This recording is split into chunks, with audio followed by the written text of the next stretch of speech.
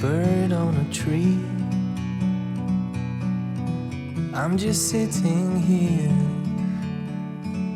I got time. It's clear to see from up here. Hello, you are welcome back to my channel. I'm so excited to have you over here. So today we are going to look at what literary devices are and some examples of literary device. So what is a literary device? A literary device is an expression that is made by a poet in order for him or her to make the work interesting or have some deeper meaning. Now, these literary devices may be in the form of a sentence, like I said, and will have deeper meaning. Some of them may even allude human character onto inanimate objects. Others may compare, and others may also exaggerate. Now, so we want to just look at some examples of literary devices. You know, there are a lot of them, but we are just going to look at just a few of them, and I pray you that you will also go and research and have knowledge on them. So let's start with the very first one. The first simple one is called simile. Simile. I believe we have heard of it. A simile is the comparison of two unlike terms with the use of as and like. With the use of what? As and like. Simile is the comparison of two unlike terms with the use of as and like. So as we're saying, simile is the comparison using as and like. For example, in Seda Senghor's Black Woman, he compares the beauty of the black woman to the flash of the eagle by saying that, and your beauty strikes me like the flash of the eagle. So here the persona is comparing the beauty of the black woman to the elegance of the eagle. The other literary device for comparing is called metaphor. Metaphor is when you compare by the use of direct comparison. We do not use as and like. So yet again, in Seda Senghor's Black Woman, he compares the life of the black woman to her color. So we see that the persona has compared the black woman directly without using as and like. The next literary device is known as personification, and just by the name of the word personification, we are giving a human character to animate or inanimate objects. When we give human character to animate or inanimate objects, we are doing personification. We are doing the device called personification. And here in Rubabdiri's poem, African Thunderstorm, we come against the cloud riding stately. The cloud does not ride. So the fact that the cloud is riding means we have given a human character to the cloud. The next literary device is known as oxymoron. Oxymoron is when we put two opposing words shoulder by shoulder, or you put them together to create an effect. Example of such things will be loud silence or freezing heat. Loud silence or freezing heat. Or bittersweet. I mean, there are two opposing words that we put together to actually create an effect.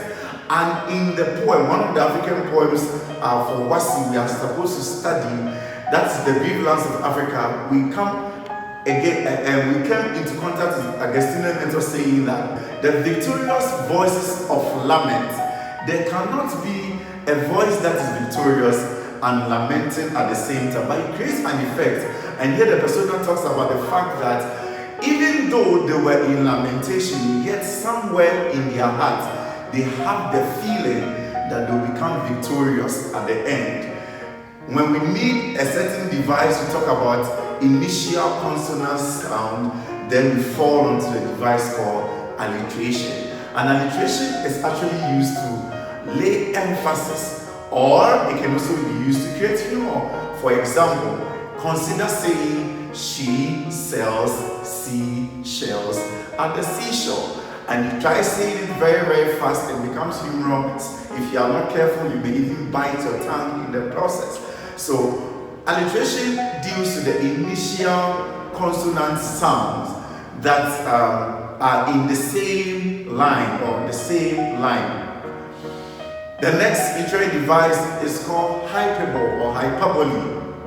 This is when we want to do extreme exaggeration. We are exaggerating, okay, extremely. For example, I'm so hungry I can eat an elephant. You are actually exaggerating that you are so hungry you can eat an elephant. It creates the impression of how hungry you are, the magnitude of the hunger that you are suffering. So it creates that kind of impression.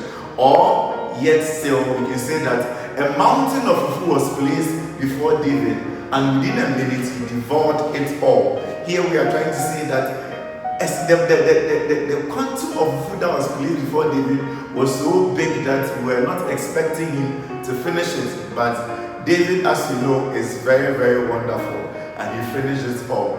When we want to talk about a device that on the face value does not look very, very truthful or very, very sensible, but later on very sensible, we fall on paradox. So paradox is a statement that does not really look sensible from the beginning, but later on, when we think about it a second time, it looks sensible. Here, for example, in Busy Populace, written by Hopkins, so Gerard said that even when we mean to mend hair, we end hair.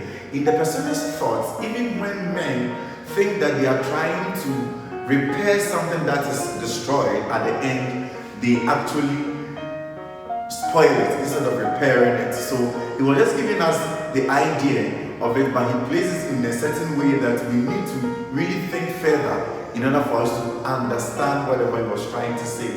When we hear the sound boom, bass, waves, then we are looking at a certain device called onomatopoeia, when we are using the sound to describe the action. So in Oluchibuike's A Government Driver on his retirement, you come across, he boomed his brand new car, means that he destroyed his brand new car. He had an accident with his brand new car, and he used boom to show us the emotional attachment to he destroying his brand new car that was given to him. Last but not least for today, we are looking at a very, very serious device that has to do with bringing into forbearance something that happened some time ago that can be in history or in biblical time, or yes, still, it can also be a myth. So we call it allusion. So we are leading to something in history, or we are referring to something from biblical point of view, or from a mythological point of view, then we are doing allusion. So they can be biblical allusion, they can be historical allusion, they can be mythological allusion, depending on where we are standing. So for example, when we say that she is the Yasantua of our time, we are alluding to history, so that would have been historical allusion. But when we say that he is the Hercules, or the task he gave to us is a Herculean task, then we are referring to a myth, Greek mythology. So that would be a mythological allusion. But when we talk about 6 pieces dicing from silver, we know somebody who betrayed another person for 30 pieces of silver, then we are alluding to biblical terms. Yes, this brings us to the end of today's lesson on literary devices. Stay strong, stay safe, and always know that it's going to be awesome even as we journey along. The world seems small. We can sit together. It's so beautiful, you and me.